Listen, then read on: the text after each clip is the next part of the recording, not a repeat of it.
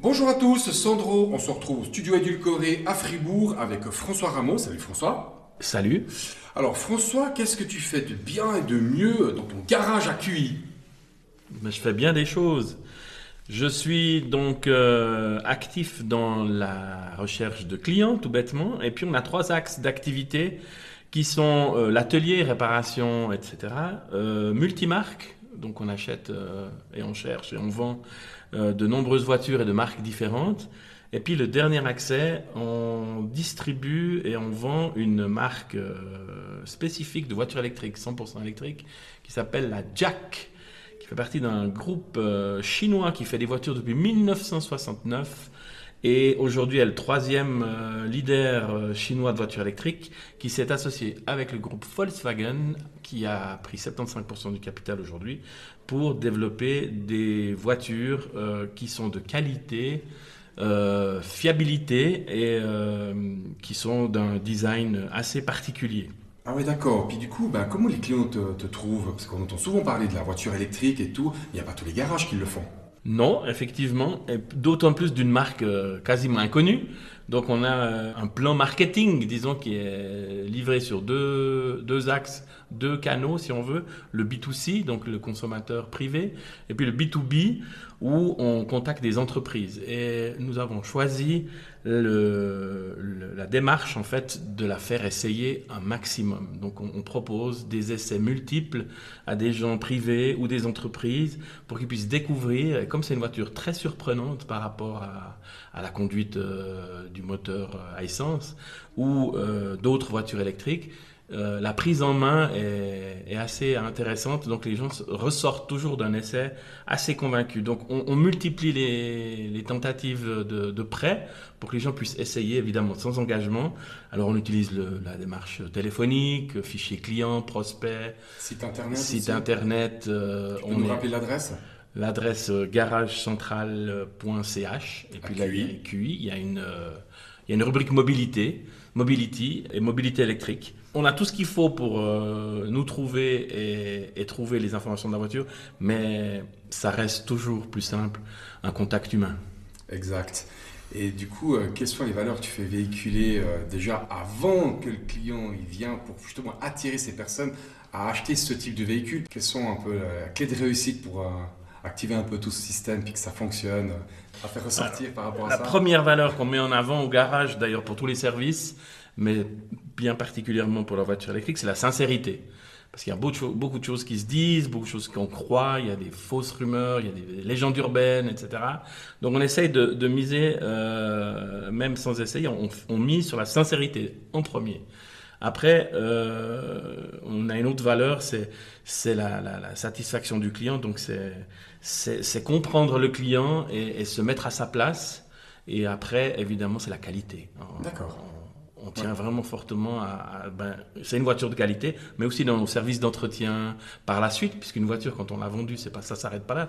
C'est là que la collaboration commence, puisqu'on a une relation avec le client tout au long de son entretien. Et aujourd'hui, les entretiens de véhicules sont très importants, puisque les constructeurs ne peuvent supprimer ou rompre un contrat de garantie si l'entretien n'a pas été exécuté comme il se doit. D'accord. Ok. Du coup, tu vois pas mal de monde, ça résonne par-ci, par-là. On est au BNI, toi et moi. Qu'est-ce que t'as rapporté le BNI jusqu'à aujourd'hui? Alors, BNI est une belle surprise parce que j'ai fréquenté pas mal de centres, de clubs sociaux ou de clubs d'affaires. Alors, pour Et rappel, le BNI n'est pas un club service comme Rotary ou Lions, hein, on l'a déjà répété plusieurs fois sur cette chaîne, mais effectivement, c'était une association d'entreprises ou d'entrepreneurs d'une région qui permet de faire du business différemment. voilà, c'est pour ça que je donnais cet exemple parce que si on veut parler, pour pas le nommer, d'un Rotary, dont j'ai fait partie, on se raconte beaucoup d'histoires, mais on fait pas d'affaires. C'est ça. Et on a une belle relation, mais on fait pas forcément des affaires. Et puis il y a quelque chose qui est presque faire des affaires dans d'autres clubs, c'est presque tabou. Et ce que j'ai apprécié au BNI, c'est que c'est pas tabou, bien au contraire. C'est la première C'est recommandé même. recommandée, c'est la première qualité, c'est qu'on parle business, puis après on fait des belles relations. J'imagine même des relations d'amitié qui peuvent se générer par le BNI. Donc voilà, c'est où on est à l'aise de parler business. Et puis, il faut pas se le cacher, le réseau de chacun partagé rend de grands services. D'accord. Puis du coup, est-ce que tu auras un message à faire passer ou une anecdote à nous raconter? Alors mon message, il tient du fait que pour moi, le monde de l'automobile, c'était conduire une voiture. J'ai fait une carrière professionnelle dans la vente, mais pas dans l'automobile. C'est un secteur que je ne connaissais pas de l'autre côté de la barrière. Et comme je sais très bien vendre, je sais aussi que pour vendre une voiture, il faut faire attention aux besoins des clients. Mais alors la très très belle découverte et mon changement de regard sur le monde de l'automobile et la vente, c'est que en fait, en tant que vendeur, on rentre dans la vie privée, dans la vie familiale des gens, et on aurait des anecdotes à raconter pendant des heures, Ouais, puisque j'imagine bien. T'as rien du monde comme qui passe, hein. il y a du monde qui passe, et puis on a autant le vieux garçon qui prend sa retraite, la famille nombreuse, en passant par les gens qui ont divorcé, qui doivent repenser leur budget, leur voiture. On touche au côté financier, on touche au côté familial, privé, les goûts et les couleurs des gens qui sont toujours très particuliers, mais on voit à la fin du compte qu'ils pensent tous qu'ils veulent quelque chose de spécial, mais à la fin, c'est une voiture blanche et puis avec une motorisation traditionnelle. C'est un outil pour aller du point A au point B. Voilà, et parfois c'est un outil pour se faire plaisir aussi. Donc voilà, je dirais, dans ce monde-là, j'ai découvert en fait le plaisir de partager avec les gens leurs envies, leurs désirs, leurs contraintes, aussi l'esprit d'un couple ou d'une famille. Et ça, c'est quelque chose qui est passionnant parce qu'on doit avoir un tas de facettes et toutes les oreilles et les yeux ouverts parce qu'il y a des signaux très discrets parfois. Il y a même des fois des décisions qui sont prises, qui sont repensées plus tard parce qu'il y a eu des conciliabules familiaux ou en couple à la maison.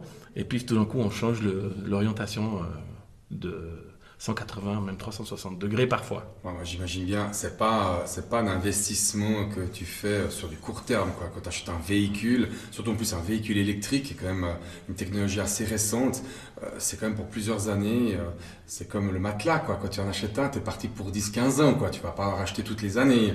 Donc, ouais, j'imagine bien la chose. Et l'automobile a tous ses mystères. Parce que ça reste de la mécanique, donc on n'est jamais à l'abri de surprises. Qu'elle soit neuve ou d'occasion, on pense que parce qu'on a acheté une voiture, on est justement prêt pour 4, 5, 6, 7, 10 ans. Eh ben non, il y a souvent des surprises parce que c'est de la mécanique et puis c'est un moteur, c'est du matériel de fiabilité ou non. Donc à un moment donné... La borne électrique aussi, il faut aussi pas penser à ça, Voilà, installer une borne électrique. pour les gens qui font un choix électrique ou hybride, mais il faut penser à la recharger, il faut penser à son confort.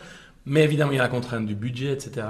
Donc voilà, on devient des vrais conseillers familiaux et personnels de chaque client. Et c'est ça qui est passionnant.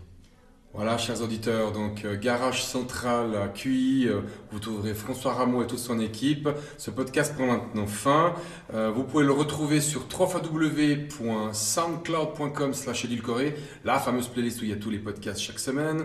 Ensuite aussi sur YouTube, sur Edulcoré TV, vous tapez Edulcoré TV, vous allez dans les vidéos et puis il y a une playlist podcast pour toute la partie audio. Ainsi que sur le site du BNI, bni.suisse, vous mettez en français et vous cliquez sur le bouton podcast. Merci à tous, je vous souhaite tous une très belle journée. Merci à François d'être venu. Merci, avec plaisir, c'était parfait. Et puis prenez soin de vous, on se retrouve pour un prochain podcast avec de nouveau une personnalité passionnée et passionnante. À tout bientôt, ciao.